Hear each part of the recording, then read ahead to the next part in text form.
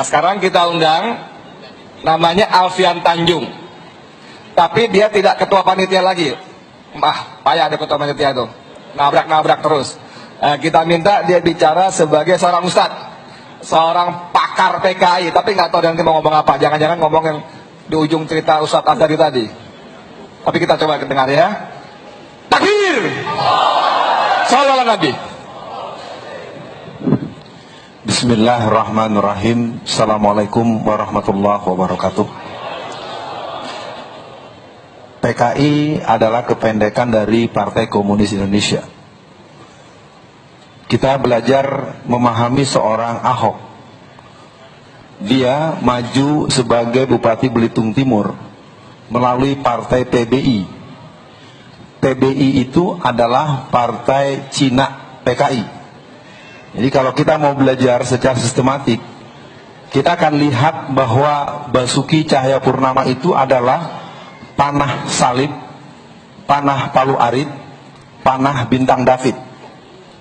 Jadi mudah-mudahan semua yang hadir memahami bahwa kita di tempat ini tidak ada perbedaan untuk menegaskan bahwa sahabat saya yang sekarang dikenal dengan Imam Besar Habib Rizik Syihab, karena beliau tinggal di Gang 3, saya di Gang 1. Ya, saya waktu zaman kecil saya di Petamburan Gang 1, Habib Rizik Gang 3. Yang dipentingkan pada malam ini adalah kita semakin meningkatkan kapasitas, semakin meningkatkan kualitas, dan harus belajar jangan jadi anak kolokan, anak manja. Kenapa lo sembrut aja? Kirain ada Habibnya. Habib nggak ada. Pokoknya ntar gue tanya dulu panitia, gue tanya dulu.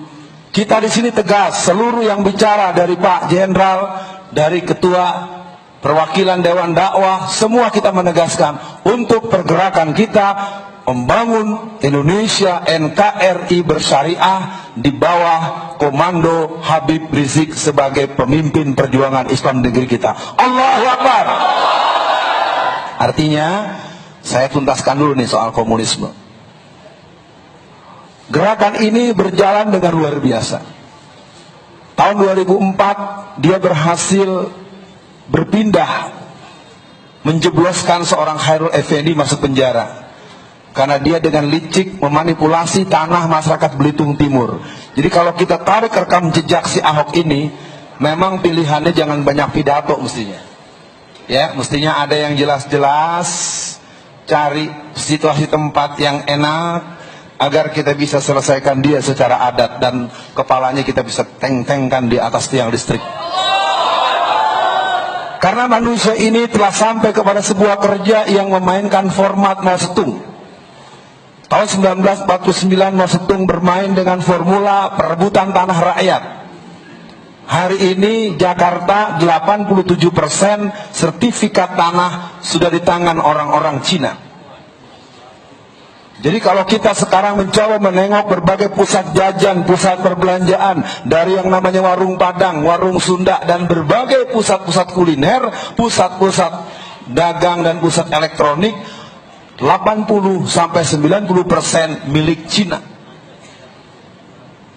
Benteng kita yang terakhir adalah pilkada tanggal 15 Februari 2017. 88% muslimin yang berKTP Jakarta, kalau dia sadar betul untuk mencoblos yang muslim, maka pada batas itu kita akan bisa mengeliminir Ahok. Persoalannya adalah kita harus adang dia di awal. Tapi kelihatannya nggak nyampe-nyampe nih, nggak ngerti-ngerti nih. Jadi saya katakan buat para hadirin, gerakan kita memang sebagaimana Allah ingatkan, wallazina kafaru ba'duhum awliya'u ba'd. Jadi gerakan yang kita sedang hadapi ini merupakan sebuah konspirasi yang sangat luar biasa, yang dalam sikap orang yang beriman tidak ada kita cerita takut. Tetapi jangan keberanianmu menghilangkan akal sehatmu. Jihad itu landasannya dua, iman dan ilmu. Jadi saya pada malam ini ingin memberikan acung jempol buat jamaah. Semoga teman-teman wartawan tetap bertengger itu alat peliputannya. Dan insya Allah kalau tidak ada perubahan waktu, hitungan 10-15 menit ke depan, guru-guru kita, abang-abang kita, pejuang-pejuang kita, 3 atau 2 dari yang di atas akan segera bersama dengan kita di sini. Ya, sekali lagi saya tidak masuk pada posisi janji gombal, saya coba tuntaskan bagaimana PKI itu bangkit. Dan saya minta kepada pembawa acara jangan stop saya dulu selama 5 menit ini. Gerakan komunis sampai kepada sebuah batas proklamasi PKI. Mereka mengadakan kongres yang ke-10 di Desa Ngabrak, Magelang pada tanggal 15 sampai 17 Agustus tahun 2010, di mana mereka mengadakan kongres PKI yang ke-10 dengan kamuflase pelatihan pembuatan pupuk organik. Tahukah teman-teman, tahukah para jamaah, sejak bulan Mei Istana Negara itu di dalam sudah tidak ada lagi tentara. Bagaimana dia sekarang dengan seenaknya perintah sana perintah sini, sementara di hari ABRI tanggal 5 Oktober tahun 2016 yang bernama Bapak Presiden yang mengaku-ngaku sebagai Panglima Angkatan Bersenjata tidak hadir dalam hari ulang tahun ABRI, padahal dia sedang tidak kemana-mana. Jadi kelakuannya memang kelihatan tololnya keterlaluan betul. Ya, nanti resikonya ditangkap lagi Ustadz Alfian. Saya ingin menuntaskan bahwa gerakan komunis ini bergerak dengan sistematik di masa kampanye. Kalau ada yang tahu, bapak-bapak yang usia 70 tahun akan bisa. Nasakom adalah kita, Nasakom adalah kita, Nasakom adalah kita. Ingat gak kampanye begitu? Ini aku dengan aku adalah kita. Ada, masa lupa, ada. Jadi yang jelas pada malam ini saya ingin menegaskan dulu ada sebuah proses rekonstruksi, proses metamorfosis yang mana kebangkitan PKI ini sekarang sedang di batas-batas serius.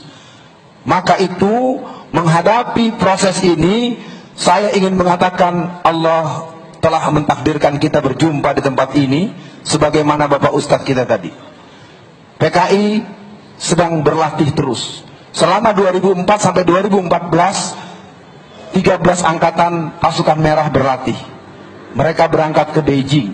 Sejak 2015 sampai hari ini seluruh PDI Perjuangan dari ujung Aceh sampai Ambon itu mendatangkan pelatih-pelatih pasukan merah. Jadi ada 2 dalam ilmu perang itu. Mereka mendatangkan mereka yang datang ke Halim Perdana Kusuma, datang ke Cibaliung, datang ke sana, dan mereka juga dikirim. Jadi artinya pada malam ini saya ingin menegaskan kepada semua yang hadir, luruskan niat, jaga sholat malam kita, jaga hubungan baik kita dengan Allah Subhanahu Wa Taala, interaksi dengan Quran yang baik, dan pelajari kembali riwayat-riwayat para pejuang. Di antara yang paling sangat bisa kita baca adalah Tarbiyatul Jihad Dr. Abdullah Azzam. Tidak ada lagi waktu kita untuk menganggap ini persoalan sederhana. Gerakan jihad harus terus digelorakan, tapi jihad tidak boleh melupakan anak dan istri. Jihad tidak boleh melupakan bakti kepada orang tua. Jihad tidak boleh bersikap tidak santun kepada teman sendiri. Jihad dan gagah perkasa untuk musuh. Asyiddau al-kufaru hama'u bainahum.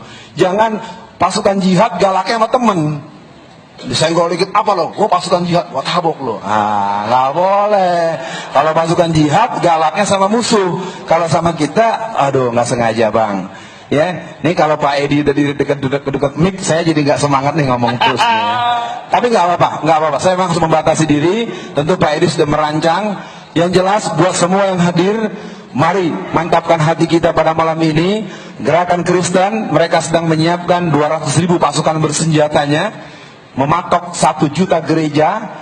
Pasukan Syiah, mereka sudah menetapkan percepatan revolusi mereka dari 2020 menjadi 2018. Jadi apapun yang mereka rencanakan, wa makaru wa makarallahu wallahu khairul makirin, hasbunallahu wa ni'mal wakil, ni'mal maula wa ni'man nasir. Allahu Akbar. Jadi mulai malam ini kita katakan dalam diri kita sendiri bahwa tidak ada kemuliaan bagi seorang muslim dalam hatinya kalau dia tidak memantapkan jihad dalam hidupnya. Jihad itu digelorakan dalam tiap detik orang-orang meyakini keimanan kepada Allah Subhanahu wa taala. Takbir! Artinya sebagai penghujung penutup pesan, janganlah pernah kita berbuat hanya berniat tidak boleh punya pilihan hanya dua. Asyhadu an la ilaha illallah wa asyhadu anna Muhammadar Rasulullah. Penting ini kita kokohkan. Kalau tadi ada ustadz kita datangnya nggak sengaja kata dia, tapi sengaja kata Allah. Ustadz, lo dapat di sini sekarang, lo datang ke sini. Semua yang hadir pada malam ini, akhirul kalam, semoga kita masih sempat mendengar hasil rembuk dari para petinggi-petinggi gerakan kita untuk menghadapi situasi-situasi ke depan. Maafkan kalau ada yang kurang berkenan. Yang pasti ku ingatkan, jangan pernah ada yang lengah. Kiri kanan belum tentu seteman semua, tapi jangan sikapi dengan berlebih. Semoga orang berniat jahat berubah jadi baik. Amin. Quran mengajarkan seperti itu. Karena di sini ada intelnya, pakai songkok haji, ya. Saya udah lihat, karena saya udah 35 tahun nggak berasa gitu ya. Ini orang kayak sering kelihatan di kantor polisi. Ini orang kayaknya gini, ini udah kelihatan. Tapi saya nggak liatin orangnya, pura-pura nggak tahu gitu ya. Kita doain semoga dia dapat hidayah dari Allah Subhanahu wa Ta'ala. Saya mohon diri dan kepada Pak Edi bisa diolah lagi. Sekali lagi buat semua. Allahu Akbar. Allahu Akbar. Allahu Akbar. Allahu Akbar. Allahu Akbar. Allahu Akbar. Inilah yang bisa disampaikan. Semoga menjadi pesan dan nasihat buat diri saya sendiri. Assalamualaikum warahmatullahi wabarakatuh. Waalaikumsalam warahmatullahi wabarakatuh.